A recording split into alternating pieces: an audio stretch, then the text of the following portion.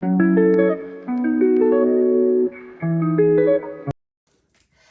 guys, welcome back to my channel, and I'll be doing another book review, and today I'm really looking forward to be doing this book series of this summer, which I'm really looking forward to, which will be ACOTAR, Thorns and Roses by Sarah J.Maas.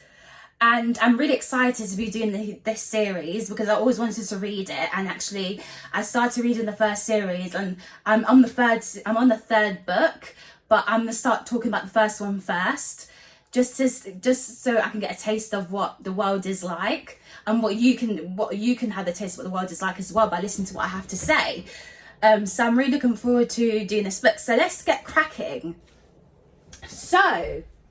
So I'll be reading The Court of Thorns and Roses by Sarah J.Maas, known as the ACOTAR series. I'll be doing more videos on the series, so stay in tuned and stay up to date on my channel, of course, for more videos. So I'm going to go into the plot of the series. So, as a huntress, her family primary source of survival, 19-year-old Ferrer stalks the bleak woods, little further from her home than usual. Her family was very wealthy, but now they live in poverty. Fairy Lux turns when she spots a deer. A enormous wolf appears out of nowhere. Fairy wonders if the wolf is a fairy in disguise. She hates fairies for all the harm they have done to humans. Fairy decides to use precious ash arrow, a surefire method to kill a fairy, just in case. She fires the arrow as the wolf attacks the deer, killing the beast. So the next evening, the golden beast bursts through the door of the family. So I wrote a more detailed, this is more like a detailed summary of the beginning, but if you want a quick summary, it says at the back of the book, of course, that the skin of a wolf would bring enough gold to feed her sisters for a month. But the life of a magical creature comes at a steep price. Fairy has just killed the wrong wolf. Taken prisoner by the High Fae Lord, Fairy learns that her masked captor is hiding even more than his piercing gaze suggests. But as Fairy feelings for Tamlin begin to burn through every warning she has heard about its kind, a shadow is falling across the land. And if Fairy cannot fight it, she will lose everything. So instantly when I read this book, I thought, oh wow, this book sounds like it's going to be a good read. And the language in this book is so good. Like the language and the description, I can't even remember what, it's just overall when I read the book, the language is really good. Like the author Sarah J.Maas done really well in world building, because the language is wonderfully sentenced and well made and very constructed. That it sounds very original and it sounds like her writing, whereas when you read some books you find that it doesn't sound like their own work. It sounds like it's extracted, or it sounds like it comes from another source. But with her work, it sounds like it's her own writing in her own words, which is wonderfully put together. And when I read this book, I remember I was thinking, I love anything to do with fantasy, fairy tale. And I've done a bit of research into the author and how she got the idea of the ACOTAR series. And I find, maybe most of you must know this if you're a fan of Sarah J.Maas books. I'm just starting to read her books now, that she, in particular, she based her books off Beauty and the Beast and Buffy the Vampire Slayer and fairy folk tales, which is very interesting. I didn't know this when reading her book, but when I actually looked into the detail of the book, I realised that, oh, it does sound familiar or similar to Beauty and the Beast, it does, and Buffy the Vampire Slayer, because when you start reading the book, I'm not going to give you any spoilers. Any of you haven't read the book, turn away and do not watch the video. But the ones who read the first book of The Court of Thorns and Roses, just stay in tuned right now. But when I was reading the book, I find that she gives a lot of hints at certain things. So it's quite easy to spot that it's similar to when you do a lot of like contextual and research behind her novels and where she got ideas from. But in the beginning of the book in particular, I don't really know and I don't want to commentate on it. But I'm just going to do it. Actually, I'm just going to commentate. If you look at the front of the book, it looks very similar to the map of the world. And it looks very similar to the map of Britain. So I just wondered, the one question I had circling in my head before reading this novel, is she basing it on the construction of real life? And of course she is trying to depict that in the book. She's trying to construct it on real life, because I noticed little things in the book, like the map and how it was structured, how she talks about the human world and the fairy world, and how all of it changes throughout the novel. And you'll find out more if you read the further books. So I'm not going to give you any spoilers. I'm going to be very strict and very firm when doing this video to ones who have, of course, read the series, and do not go in the comments and give any spoilers or anything. So what I'm going to do is I'm going to get cracking on going into the deep contextual knowledge of the book, which I made notes on. So the main characters in the book are Fairy Archeron, Tamlin, Lucian, Rysand, Amalthea, who's the High Queen of Porphyrion, Alias, Nesta, Elaine, Fairy's father, Andres, the Surreal, the ACOTAR. I can't say this. Excuse me. I can't say this. The one thing that I can't say is the Boji, the Naga, the Puka, the Lady of the Autumn Court, Isaac Hell, Thomas Amandre. So these are all the characters in the book which have stood out. In the first book, of course, all the characters were changed throughout the series, but these are the main key characters that I listed. And when I was the main thing that I liked about Fairy as the main protagonist of the book, she gives me a very, beginning to be a warrior archetype, which I noticed in the book. She's someone who is not a warrior yet, but when she lives a normal life, she goes hunting, she hunts for animals. But throughout the novel, you will notice she slowly transforms into someone who's willing, she's very determined and willing to fight for a better cause, a better world, where humans and fairy live side along each other. And so she's forced to spend time in the fairy realm. She learns the truth behind these misconceptions and comes to understand the power of both romantic and filial love. So she learns, because she begins to have feelings for Tamlin. Where is it? Tamlin, of course, correctly. She's beginning to have burning desire for Tamlin. But this changes throughout the series, because she starts to be, there's a mixture of romantic and filial love. She cares about her family, but at the same time she loves Tamlin with all her heart. And that is briefly portrayed in the book, of course. But there's other obstacles that comes her way. Of course, in every book there's always obstacles and challenges. And obstacles, of course, is Rysand and Amalthea. Rysand is the High Lord of the Night Court, beautiful and clever with penchant for cruelty. Amalthea, the High Queen of Porphyrion, who rules for the fairy court for under the mountain. So those are the main obstacles that comes her way, and she has to mainly focus on her family despite all these obstacles. Because the Queen in the Queen, who's the Queen of the High Porphyrion, she's not exactly the most kindest queen. She's quite cruel and brutal. She's a brutal queen. And also what comes up, also I'm going to discuss is the themes. The themes which I like about this, like any typical fantasy fairy tale, there's always a thing about good and evil. Always good and evil. And especially in fairy and Arthurian or a fairy-like folk tales. And because this is a fairy fantasy book that has good and evil, the human and fairy capacity to be both good and evil. Because you have to remember, like, I already sort of noticed myself, because I started to have really debates in my head about this. For someone who read, and this is off topic right now, but if any of you out there who read the Shadowhunter series, the Mortal Instruments series, all of you know that in the fairy world, fairies are very good at portraying good and bad, good and evil, and they're very good at lying. So they can be both good and bad. There's a sense of duplicity between both of their natures. And when I saw this in this book, this like a light bulb in my head, this made me think, of course, this is so easy to read, because I see a lot of this in other books as well, how they portray fairies and all that. And that just started to make me run debates about things in my head about fairies and everything. And of course, it's illustrated with actions of Rysand, Fairy, Tamlin, and Amalthea. More than other, the character Rysand demonstrates the grey area between good and evil. He torments Tamlin for fun and relishes his power over Fairy in trials as he forces her into a humiliating weaving costume for court parties and commands her to drink fairy wine. So it's like he's pushing her out of her comfort zone, which she's not really used to. Yet it's Rysand's intervention and scheming that saves Fairy alive and frees Porphyrion for Amalthea's grip. Fairy's initially compassionless, where she kills Andres in wolf form simply because he may be fairy. The actor may seem evil, but it's done with good intention of feeding her family. At the end of the novel, fairies place an impossible in position of choosing to stab 2 fairies into death. So this goes against everything that Fairy believes in.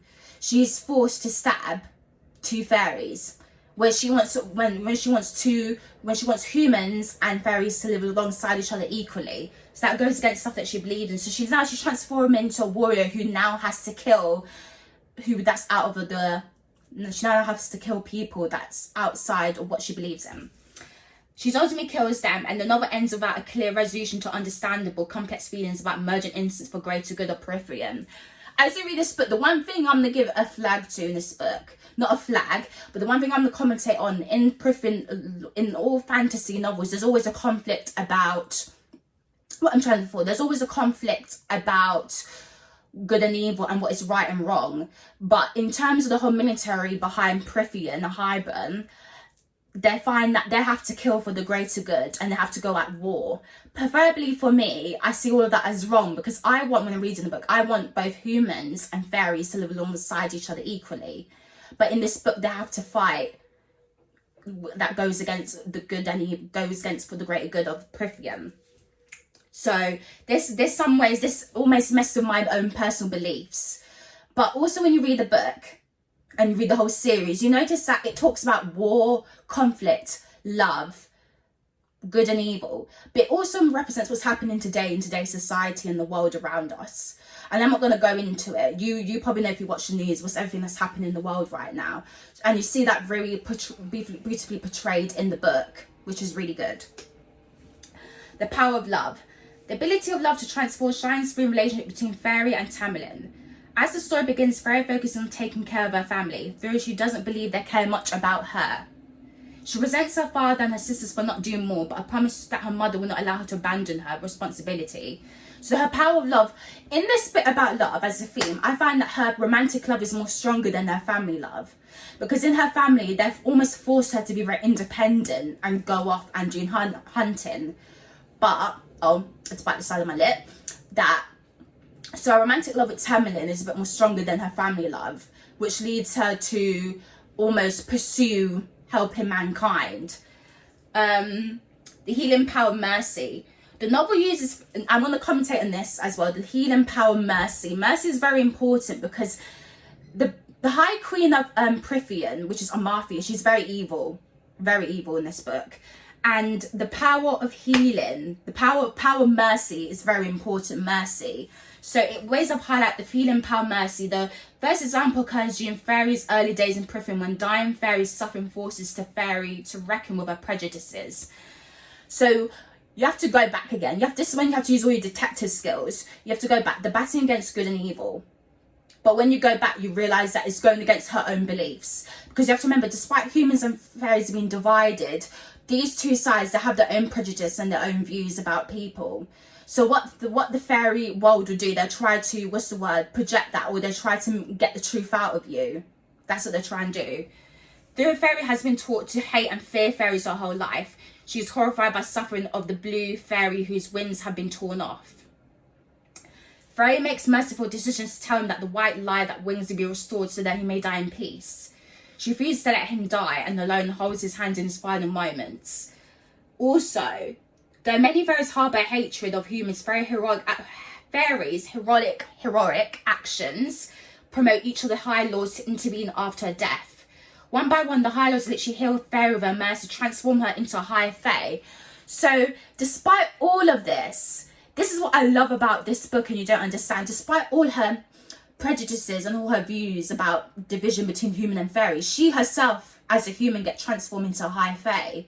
So, in some ways, she's the one who has to conform to the fairy realm and its rules.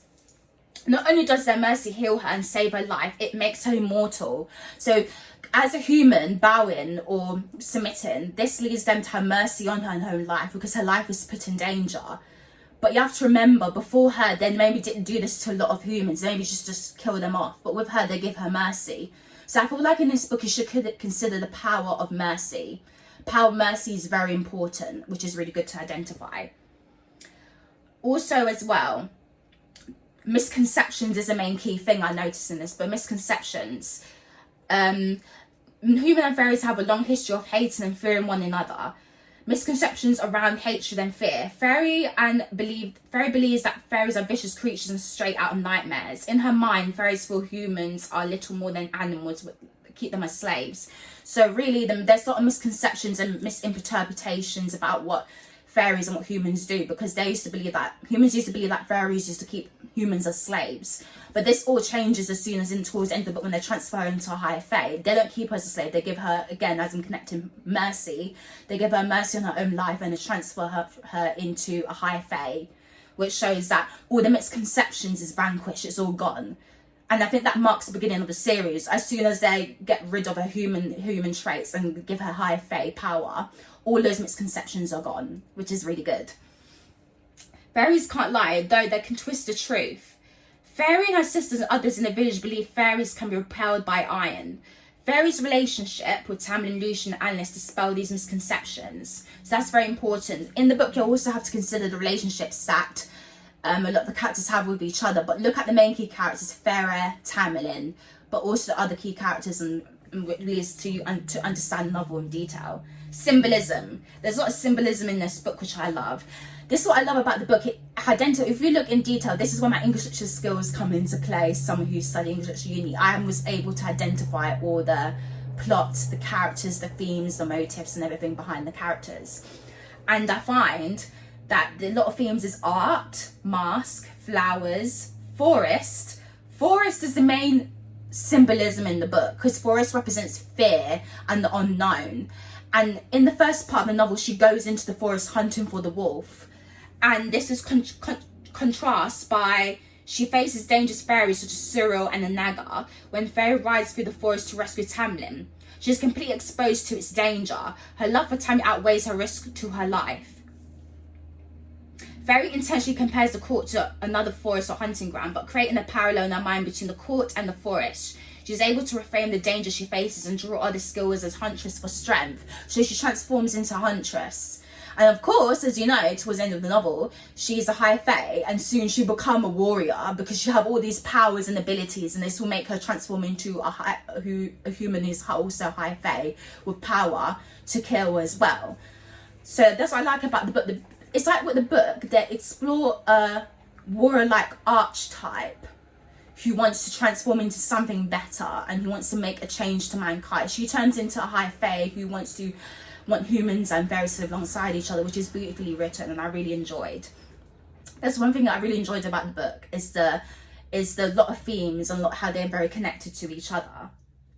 And the mask. Prominently in the novel is symbolism and concealment. You have to remember mask is used throughout the novel as concealment, because fairies are very good at lying. So when they put on a mask, they're not revealing them true self. So it's like a manipulation of truths. So everything that fairy knows, it gets manipulated almost. The masks are also metaphorical muzzles that symbolise the spring court fairy's inability to speak openly about the curse to fairy. So the struggle, you have to remember the obstacle in the book is the curse itself and fairy's truth. And also, she underestimates fairy's ability to perceive what lies beneath. So masks can represent what you perceive, what lies beneath the truth and everything behind that. So you have to remember the key obstacles in the book is the lie in the curse about fairy, romantic and filial love, and also the art, the flowers and the forest. So those are the main obstacles that comes her way in the book.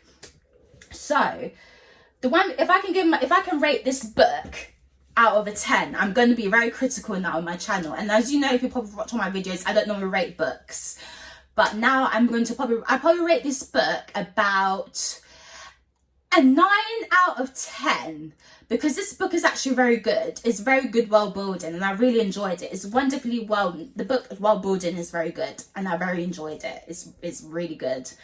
I remember just reading it and wanting to flick to every single page. Like, I remember in a day I'll probably read so many chapters, and that's really good, and I really enjoyed it, and and that was really wonderful for me. Like, I just really enjoyed reading the chapters, so I thought this was a good read. Also as well, I thought the characters were very good, well developed. You got to know the characters in the beginning, and this leads you want to read on to the next series even more. So that was good. Also as well, the world building is a key thing that I really love. So yeah, so I hope guys you enjoyed watching my video on this new ACOTAR series. Stay tuned for more.